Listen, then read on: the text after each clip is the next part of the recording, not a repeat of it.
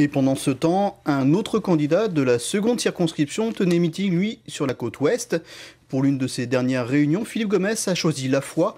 Devant près de 300 personnes venues de toute la région, l'ancien maire a réaffirmé les grandes lignes de son programme et répondu aux attaques d'Éric Gay du débat télévisé de jeudi dernier. Charlotte Mestre et Judith Roustin.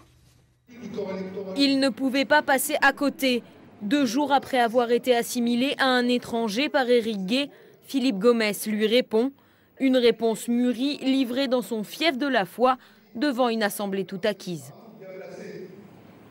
Moi j'ai dit simplement ceci, on est tous l'étranger de quelqu'un. On est tous l'étranger de quelqu'un d'autre. Ceux qui sont là depuis 5 générations sont les étrangers, à l'égard de celles et ceux qui sont là depuis 3000 ans. Ceux qui sont Kanaks de la Grande Terre sont les étrangers, à l'égard de celles et ceux qui sont Kanaks des îles. Faire attention parce que tout notre pays, par sa diversité ethnique, par sa diversité sociale, par sa diversité géographique, est fragile. Et que ces fragilités-là, si on y injecte le venin du racisme, à partir de ce moment-là, elles risquent de se transformer en crevasse ou en boue. Pendant près d'1 heure, la diversité calédonienne lui servira de fil rouge pour dérouler ses thèmes de campagne habituels.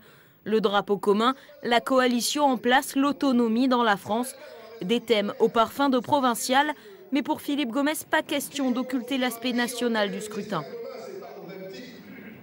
Les 10 engagements que nous prenons, sécurité, d'enseignement, engagement politique, drapeau commun ou réintégration des exclus du corps électoral dans le corps électoral pour les élections provinciales, ces 10 engagements sont des engagements qui relèvent de la compétence de l'État, donc ce sont des questions qui ne peuvent être posées qu'à l'État et au sein de l'Assemblée nationale et du gouvernement de la République française.